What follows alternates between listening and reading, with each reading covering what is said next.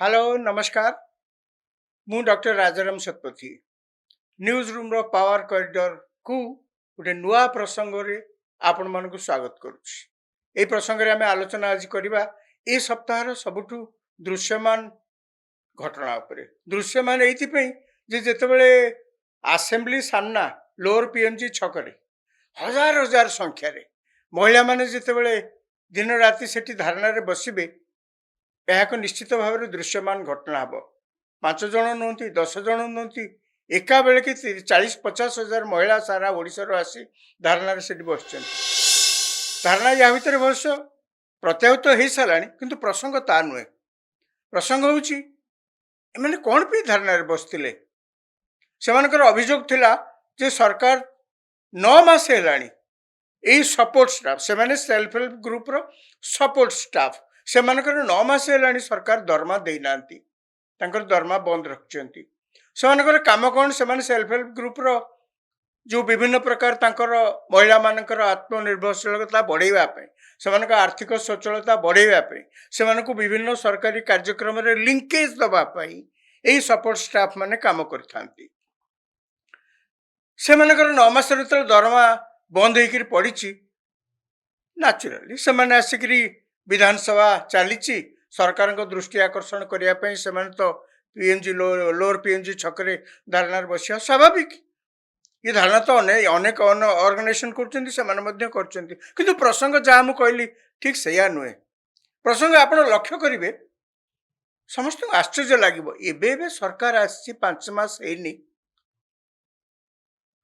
सुभद्रा टंका पुणी दिहाई सारा वर्ष को 2 छेक 5-5 हजार दिहाई सारा ओडिशा रे 1 कोटी रु अधिक महिला बर्तमान सुभद्रा योजना रे 5-5 हजार रु अधिक टंका पाई सारे 5 वर्ष पर्यंत प्रति वर्ष 2 छेक 10,000 हिसाब से टंका पाइबे।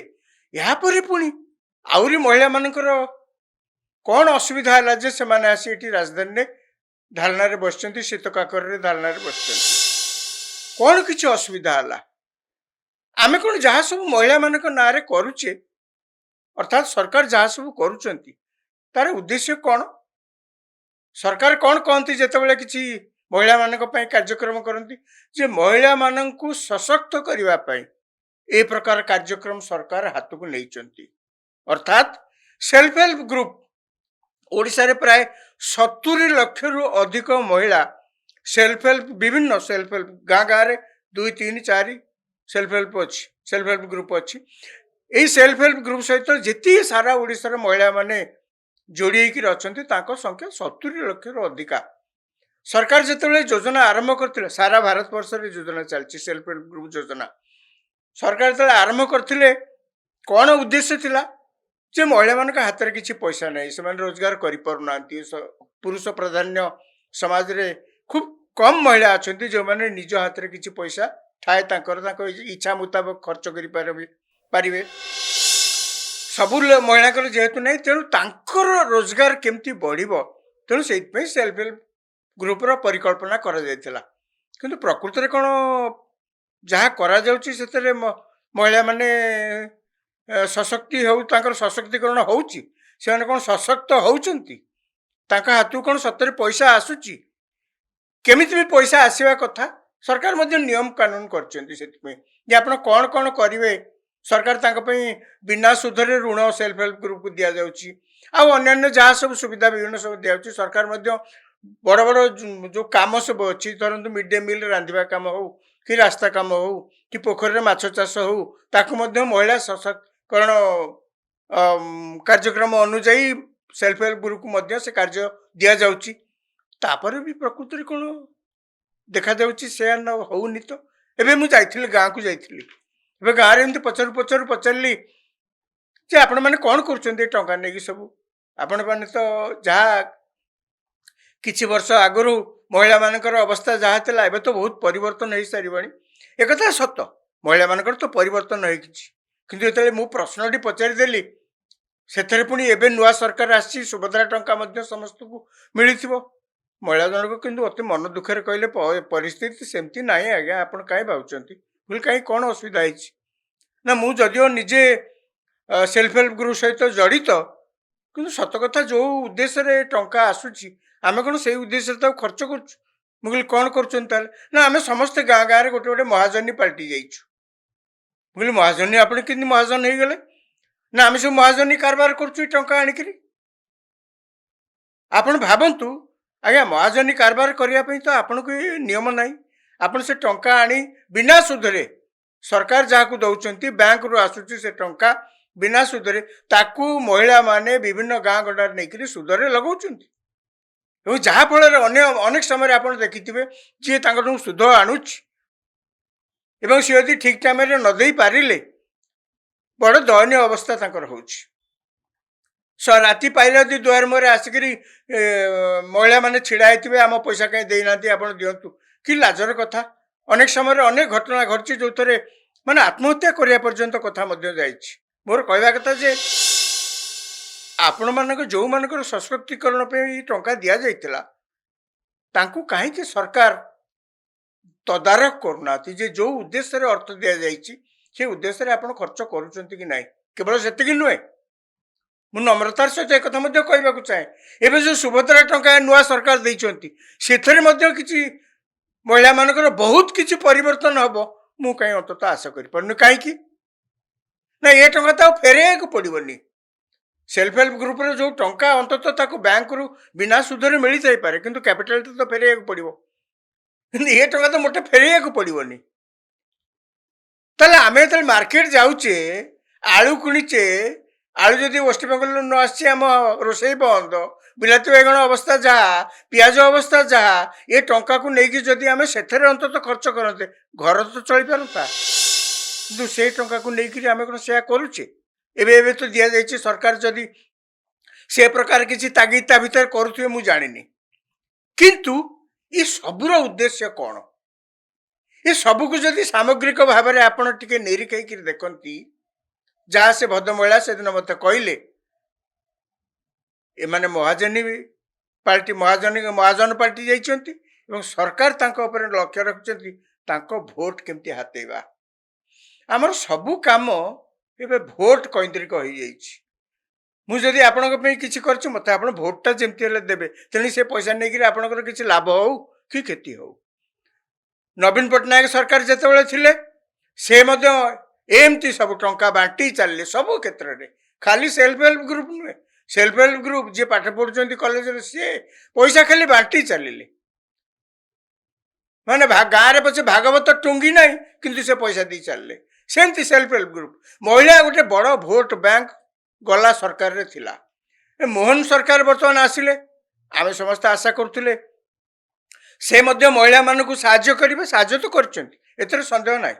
ସୁଭଦ୍ରା ସାହାଯ୍ୟ କରିଛନ୍ତି, କିନ୍ତୁ ଆମେ ମଧ୍ୟ ସମସ୍ତେ ଆଶା କରୁଥିଲେ ଯେ ଏ ଟଙ୍କାର ଯେମିତି ସଦୁପଯୋଗ ମହିଳାମାନେ କରିବେ, ଠିକ ଭାବରେ ଉପଯୋଗ କରିବେ, ଯାହାଫଳରେ କି ତାଙ୍କର ଆର୍ଥିକ ସ୍ୱଚ୍ଛଳତା ବଢ଼ିବ। କେବଳ ଏ ଟଙ୍କା ଦିଆଯାଉନି, ମନ ଭିତରେ ଯଦି ଅଛି କେବଳ ସୁଭଦ୍ରା ଟଙ୍କା ବାଣ୍ଟି ଦେଲେ ଆମକୁ ଭୋଟ ମିଳିବ, ଆଜ୍ଞା ଏଥିରେ ଆର୍ଥିକ ସ୍ୱଚ୍ଛଳତା କ'ଣ ହବ? ଆଜ୍ଞା ଏ ରୋଗ ଓଡ଼ିଶାରେ କେବଳ ନାହିଁ, ଏ ରୋଗ ସାରା ଭାରତର ଚାରିଆଡ଼େ ବ୍ୟାପିଛି। ଏବେ ଆପଣ ଦେଖିବେ ମହାରାଷ୍ଟ୍ରରେ ଇଲେକ୍ସନ ସରିଲା, ଲାଡଲି ବେହେନା ଯୋଜନା ସେଠି ସରକାର ଅଳ୍ପ କିଛି ମାସ ପୂର୍ବରୁ କାର୍ଯ୍ୟକାରୀ କରିଥିଲେ। ବାସ୍ ମହିଳା ଭୋଟ ତାଙ୍କର। ଆପ୍ ଦିଲ୍ଲୀରେ ଆଉ କିଛି ଦିନ ପରେ ନିର୍ବାଚନ ହେବାକୁ ଯାଉଛି, ସେଠି ଆପ୍ ସରକାର ଅଛି, ସେମାନେ ମଧ୍ୟ ମହିଳାମାନଙ୍କୁ ମାସିକ 1000 ଟଙ୍କା ଲେଖେ ଦେବେ ବୋଲିକିରି ଘୋଷଣା କରିସାରିଲେଣି। କର୍ଣ୍ଣାଟକରେ ଇଲେକ୍ସନ ହେଇଥିଲା, ସେମାନେ ମଧ୍ୟ ମହିଳାମାନଙ୍କର ଭୋଟ ପାଇଁ କହିଲେ ସେମାନଙ୍କୁ ମାଗଣାରେ ବସ୍ରେ ଦିଆଯିବ, ସେମାନେ ମାଗଣାରେ ବସ୍ରେ ଯିବେ। ତେଣିକି ଇଲେକ୍ସନ ପରେ ବର୍ତ୍ତମାନ ସରକାର ପାଖରେ ଯେ ପଇସା ନାହିଁ ସେ କଥା ପରେ ବୁଝାଯିବ। ହିମାଚଳ ପ୍ରଦେଶର ଅବସ୍ଥା ମଧ୍ୟ ସେଇଆ, ମାଗଣା ବାଣ୍ଟିକିରି। ଝାଡ଼ଖଣ୍ଡରେ ଏବେ ନିର୍ବାଚନ ସରିଲା, ସେଠି ମଧ୍ୟ ଆପଣ ଦେଖିବେ ସେଇ ସମାନ ଅବସ୍ଥା, ମହିଳାମାନଙ୍କୁ ସବୁ ମାଗଣା ସବୁ ଦିଆଗଲା। ଆଜ୍ଞା ମାଗଣା ଯଦି ଆପଣ ସରକାର ଦେଇ ଚାଲିବେ ତାର ତ ଅନ୍ତ ନାହିଁ। ଆବଶ୍ୟକ ସ୍ଥଳେ ସେ ଯେକୌଣସି ଲୋକ ହୁଅନ୍ତୁ ପଛେ ତାଙ୍କୁ ସାହାଯ୍ୟ କରିବା ଗୋଟେ ୱେଲଫେୟାର ଷ୍ଟେଟ୍ରେ ସରକାରଙ୍କର ଦାୟିତ୍ୱ, ଏଥିରେ ସନ୍ଦେହ ନାହିଁ, ସେ ମହିଳା ହୁଅନ୍ତୁ କି ପୁରୁଷ ହୁଅନ୍ତୁ। କିନ୍ତୁ କଥା ହେଉଛି ଯଦି ଆମେ ଦେଇ ଚାଲିବା ତାହେଲେ ଆଉ କିଛି ଦିନ ପରେ ଆମେ ଶ୍ରୀଲଙ୍କା ପାଲଟି ଯିବା। ଆମେ ଭୋଟ ସଂଗ୍ରହ କରୁ କରୁ ଭୋଟ ଗୋଟଉ ଆମ ଘର ତ ଆଡ଼େ ବୁଡ଼ିକି ପାଣି ବୁଡ଼ିକିରି ଆଣ୍ଠିଏ ହେଇଯିବ ସାରିଲାଣି। ତେଣୁ ମୋର କହିବା କଥା, ଯେଉଁ ସରକାର ମାନେ ସେ ଯେଉଁ ରାଜନୈତିକ ଦଳର ସରକାର ହୁଅନ୍ତୁ ନା କାହିଁକି, ସିଏ ଯେତେବେଳେ ଏଇ ଯେଉଁ ଭୋଟକୁ ଆଖି ଆଗରେ ରଖିକିରି କିଛି କରିବାକୁ ଚେଷ୍ଟା କରୁଛନ୍ତି, କୌଣସି ଯୋଜନାକୁ କାର୍ଯ୍ୟକାରୀ କରୁଛନ୍ତି, ଆଜ୍ଞା ତା ଦେହରେ କିଛି ନିଶ୍ଚିତ ଭାବରେ ବୁଝିବାକୁ ପଡ଼ିବ ସାରୁ ଭିତରେ ମାରୁ ଅଛି, ନହେଲେ ଏଇଟା କେବେ ହେଇପାରିବନି। ସରକାର ତ ଅଛି ଲୋକଙ୍କର ସୁବିଧା କରିବା ପାଇଁ, ସରକାରଙ୍କ ଦାୟିତ୍ୱ ହିଁ ସେଇଆ। କିନ୍ତୁ ଆପଣ ଯଦି ସବୁ କାମ କେବଳ ଭୋଟକୁ ଆଖି ଆଗରେ ରଖି କରିବେ, ତାହେଲେ ରାଜ୍ୟ କୁଆଡ଼େ ଯିବ, ଏ ଦେଶ କୁଆଡ଼େ ଯିବ, ମହିଳାମାନେ ବି କୁଆଡ଼େ ଯିବେ। ଏଥର କ'ଣ ମହିଳାମାନେ ଭାବୁଛନ୍ତି ତାଙ୍କର ଭଲ ହଉଛି? ମୋଟେ ଭଲ ହଉନି, ମୋଟେ ଭଲ ହଉନି। ସେମାନେ ବରଂ ଏଇ ଯେଉଁ ଟଙ୍କା ନେଉଛନ୍ତି ତାକୁ କହିବା କଥା ଯେ ଆପଣ ଠିକ୍ ଭାବରେ ଆକୁ ଉପଯୋଗ କରନ୍ତୁ। ଏ ପଇସା ତ ହେଇଛି ଆପଣମାନଙ୍କର, ଇଏ ଟଙ୍କା ଆପଣମାନଙ୍କର, ଆପଣ ପାଇବାକୁ ହକଦାର, ଏଥିରେ ସାମାନ୍ୟତମ ସନ୍ଦେହ ନାହିଁ। କିନ୍ତୁ ପଇସାର ସୁବିନିଯୋଗ କଲେ ହିଁ ତାର ଫଳ ସମସ୍ତଙ୍କୁ ମିଳିବ। କିନ୍ତୁ ଆମେ ଯଦି ସବୁ କଥାରେ ଭୋଟ ପଛରେ ଗୋଡ଼େଇବା, ସେ ପୂର୍ବ ସରକାର ସେୟା କରୁଥିଲେ। ବର୍ତ୍ତମାନ ମଧ୍ୟ ସୁଭଦ୍ରା ଆସିଲାଣି ଏ ଅବସ୍ଥାକୁ ଆହୁରି ସଙ୍ଗୀନ କରିବ ବୋଲି ମୋର ଆଶା, ଯଦି ସେ ପଇସାକୁ ଠିକ୍ ଭାବରେ ଯେଉଁମାନେ ନେଇଛନ୍ତି ଉପଯୋଗ ନ କରନ୍ତି। ଆମେ ଆଶା କରିବା ଏ ରାଜନୈତିକ ଦଳମାନେ ଆପଣମାନେ କ୍ଷମତାକୁ ଆସନ୍ତୁ। ତ ଭାରତୀୟ ସମ୍ବିଧାନରେ ଲେଖା ହେଇଛି ରାଜନୈତିକ ଦଳମାନେ ଗୋଟେ ନିର୍ବାଚନ ହେବ, ଲୋକମାନେ ତା ଦେହରେ ନିର୍ବାଚନ ଲଢ଼ିବେ, ଯେଉଁ ରାଜନୈତିକ ଦଳର ଅଧିକା ସଂଖ୍ୟା ହେବ ସେ ସରକାର କରିବ, ଆପଣମାନେ ସରକାରରେ ଥାଆନ୍ତୁ, କାହାର କିଛି କହିବାର ନାହିଁ। କିନ୍ତୁ ସରକାରରେ ପହଞ୍ଚିଲା ପରେ, ଦାୟିତ୍ୱ ମୁଣ୍ଡକୁ ନେଲା ପରେ, ଆପଣ ଯଦି ସେ ସରକାରୀ ତହବିଲର ସାଧାରଣ ଲୋକଙ୍କର ଟଙ୍କା ଏଇଭଳି ଭାବରେ ଭୋଟ ଉଣ୍ଡାଳିବା ପଛରେ ଖର୍ଚ୍ଚ କରନ୍ତି, ତାହେଲେ ଦେଶ କ୍ଷତିଗ୍ରସ୍ତ ହେବ, ରାଜ୍ୟ କ୍ଷତିଗ୍ରସ୍ତ ହେବ, ଲୋକ ମଧ୍ୟ କ୍ଷତିଗ୍ରସ୍ତ ହେବେ। ମୁଁ ସେଦିନ ଏଇ କଥା ସେ ଭଦ୍ରମହିଳାଙ୍କୁ ଅତି ନମ୍ର ଭାବରେ କହିଲି।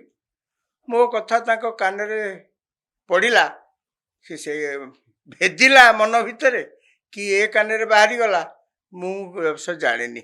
କେବଳ କେବଳ ଆଶା କିଛି କାମ ଦେଇପାରେ ଆଗକୁ, ହୁଏତ ପୁଣି ଦେଖିବା ଆଗକୁ କ'ଣ ଏହାର ଅବସ୍ଥା ହେଉଛି। ଏ ତ ଆରମ୍ଭ ମାତ୍ର, ଆଗକୁ ପୁଣି କ'ଣ ହେଉଛି ଦେଖିବା। ସେତେବେଳେ ପୁଣି ଆପଣଙ୍କ ସହିତ ଭେଟିବି, ଆପଣଙ୍କୁ ଭେଟିବି, ପୁଣି କଥା ହେବା। ନମସ୍କାର।